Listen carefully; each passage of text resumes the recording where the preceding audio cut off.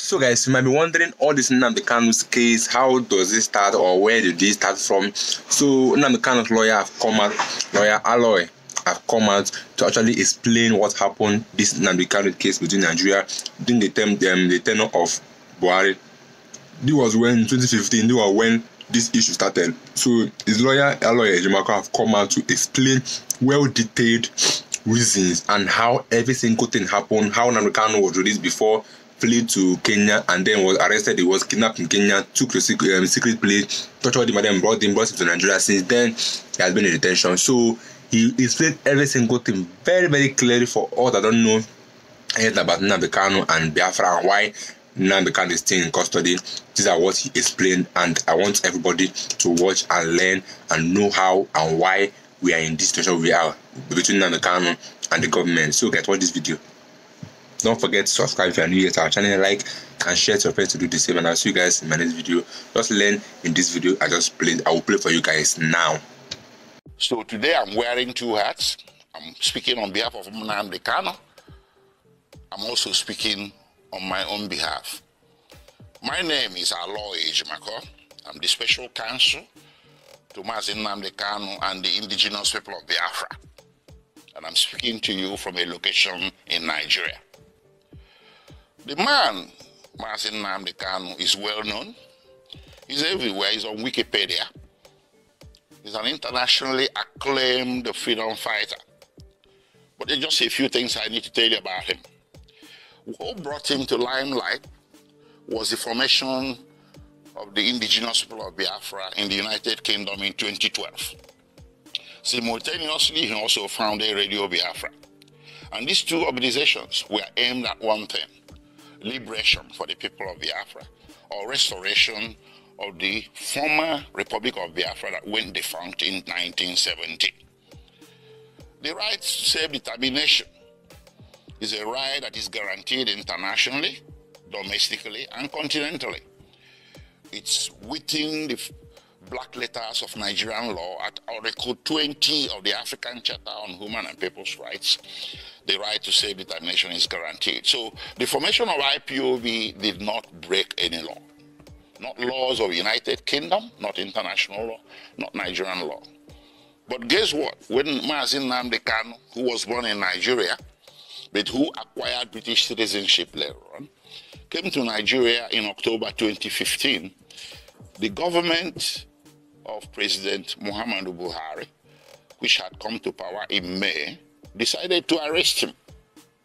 He was not arrested between 2012 and 2015 because the government of the day at that time understood that self-determination is not a crime.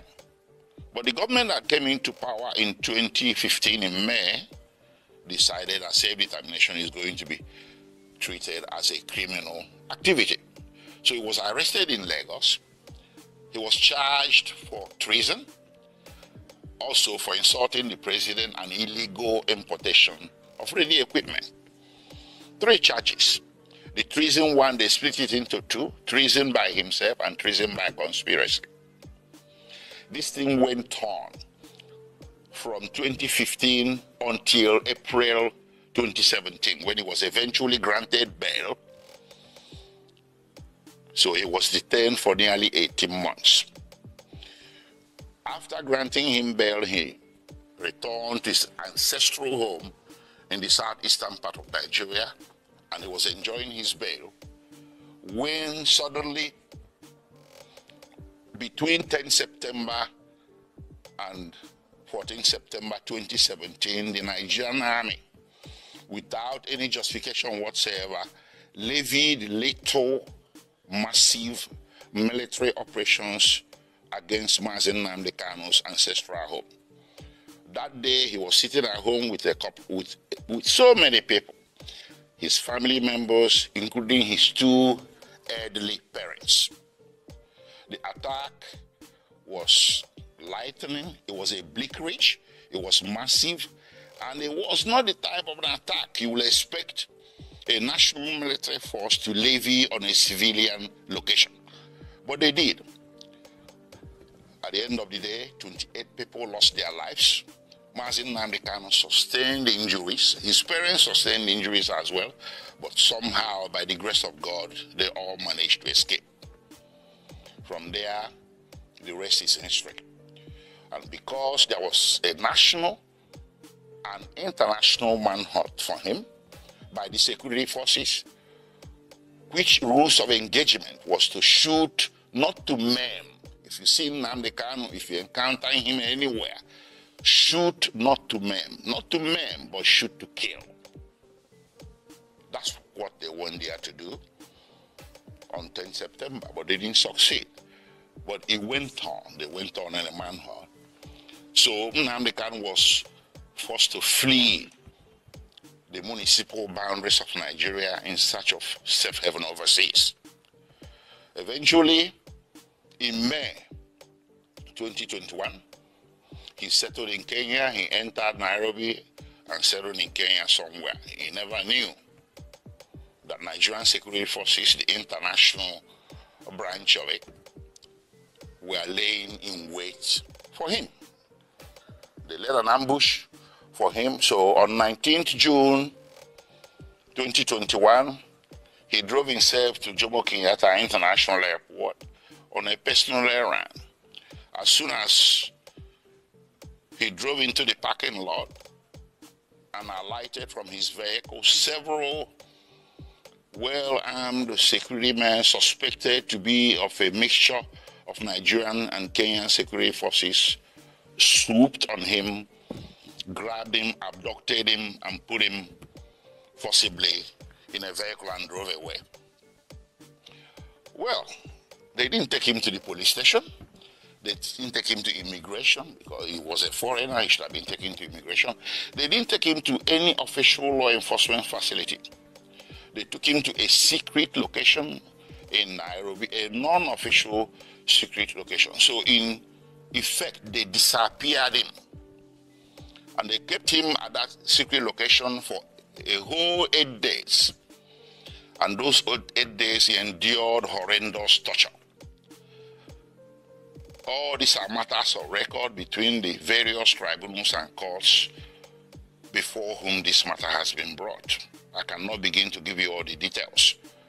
Horrendous torture in violation of basic human rights, in violation of the laws of Kenya, Nigeria, and the international community. When Nnamdi Kanu was abducted on 19th June 2021, the proper thing that should have been done is to take him to a police station, from there to a court. And then if you wanted him back in Nigeria, you subject him to what is called extradition proceedings. This is a basic tenet of the law that you see in the laws of any nation. Kenya has an extradition act to which Nnamdi Kanu should have been subjected. But guess what?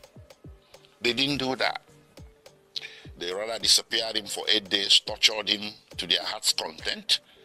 And on 27th June, they secretly brought him out from this location and took him through the back doors, evading Kenyan immigration, direct to the tarmac of Jomo Kenyatta International Airport, Nairobi, where a private plane was waiting.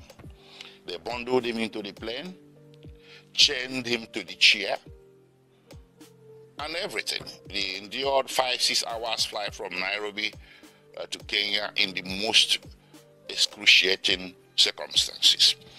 They arrived in Nigeria late in the evening and the plane flew back to Nairobi. They took him to the headquarters of the National Intelligence Agency in Abuja, where he spent the first night with all the lights left on to assure his maximum discomfort. The following day, they transferred him to the headquarters of Directorate of State Security in Abuja. And on the third day, they brought him before the Federal High Court in Abuja. The Federal High Court was well aware that Nnamdi Kanu has counsel of record. It was an open case, it wasn't a new case, a pre-existing case. But the Federal High Court decided to conduct the arraignment in violation of his constitutional right to counsel, and that arraignment led to the indefinite detention with which we are struggling today. Anyways, taking you back a few steps, the little military invasion of 2017 was not unrequited, judicially speaking. I took the matter before two tribunals, or a tribunal and a court. First, I took it to the African Commission on Human and People's Rights, which rendered a decision in March 2018 condemning the action and calling it a violation of the African Charter. And they wrote to the President of Nigeria, they wrote a letter to the President of Nigeria requesting him or directing him. They used diplomatic language, but the decision was there that what you did is wrong. So you need to roll it back. You need to reverse everything you have done, which includes declaration of IPOB as a terrorist organization and hounding their members as criminals. The African Commission held that what Nigerian government was doing was persecution, not prosecution. That the IPOB and its members simply possess an inconvenient political opinion which the Nigerian government was seeking to suppress by means of punishment of some sort. And they asked or directed Nigerian government to reverse itself. Nigerian government never did. Rather, it escalated. Well, subsequently, I went to a local court, a high court in Abia State in eastern Nigeria. I sued the Federal Republic of Nigeria, the Nigerian Army, and other parties who were confederates in that attack of September 2017. And in January 2022, fortunately for us, we won. The High Court made an order.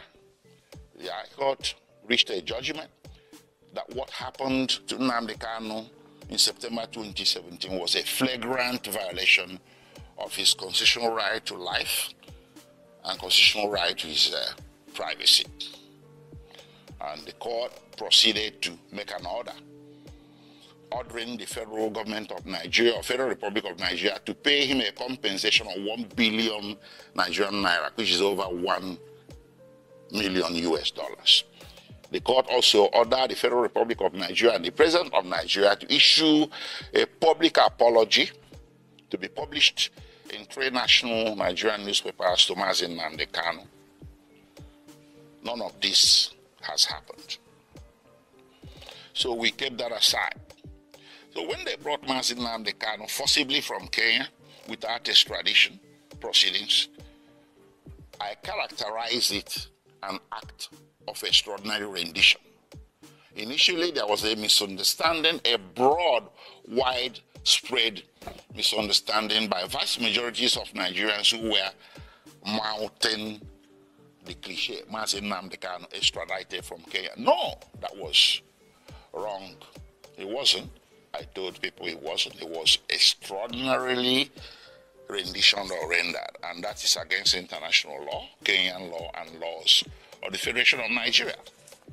So while his criminal trial was making its way slowly at Abuja, with all the several amendments the government was bringing, they walked away from treasonable felony, insulting the president, importation of radio equipment, and bam, to terrorism. That's how it happened. And they did this 7 times, 7 amendments. If Nnamdi Kanu was guilty, why is it taking so long to bring him to trial between 2015 and today? That is 8 years. So what he's undergoing is not really a judicial trial. It's a trial by ordeal, trial by fire, imprisonment before conviction. They just want to get as many years of jail time out of him as possible, because they know that with the evidence available, conviction will be impossible. And that was made worse by the extraordinary rendition, which I took also as a civil violation to a federal high court in Nigeria. And in October, 2022, the Federal High Court came down with a judgment that extraordinary rendition was a violation of his constitutional rights, his fundamental rights, and they awarded him 500 million Nigerian naira. That's about $800,000. So all around, everywhere that this matter has gone to, including in July 2022, before the Human Rights Council at the United Nations, the Human Rights Council, United Nations, came down with an opinion that what happened to Nnamdi Kanu in Kenya and that brought him to Nigeria is a very grave violation of international law. And they directed that he should be released unconditionally. And of course, the Court of Appeal in Nigeria did come down with a similar judgment in same October 2022, discharging Nnamdi Kanu of all charges and bearing any further trial of his person in any court in Nigeria as a consequence, as a direct consequence of the extraordinary rendition. So what more can you ask for a man to deserve his freedom? How many have I counted? United Nations, which in this case should be considered a world court. Then you have the Nigerian Court of Appeal, which is the second highest court in the Federal Republic of Nigeria. Then you have the Federal High Court, which is the court of first instance at the federal level. And of course, you have the State High Court that awarded him 1 billion Nigerian naira. So between 2015 and today, 8 years and running, Nnamdi Kanu has snagged 4 major victories against the Federal Republic of Nigeria, with Federal Republic of Nigeria winning nothing. What more do you need as stark evidence, affirmative evidence that what is happening here, ladies and gentlemen, is an act of persecution, not prosecution? It's time to end it. On his behalf, I will ask all men and women of goodwill everywhere in the world to speak up. There was this saying about Jews. When they came for the Jew, you said nothing. When they came for the Jew, you said nothing because you're a trade unionist. Then when they came for the trade unionist, you said, well, I'm a scientist. You said nothing. They took the Jew, they took the trade unionist, and then when they came for the scientists, nobody spoke for you. Nnamdi Kanu is a poster boy for all the injustices that a great race, the Igbo people, and their cousins in the former eastern Nigeria have been subjected to since the founding of Nigeria. These injustices became more public because since 2015 they have been escalated. So how do you fight back? You fight back by telling the system, I want out. I want my own country is not a crime. It does not require a bullet. It doesn't require muscular military law enforcement. What it requires is sitting across the table and talking about it. A lot of nations have been founded on referendum. That's what Nnamdi Kanu and the indigenous people of Biafra were asking for. That led to all this conundrum, to all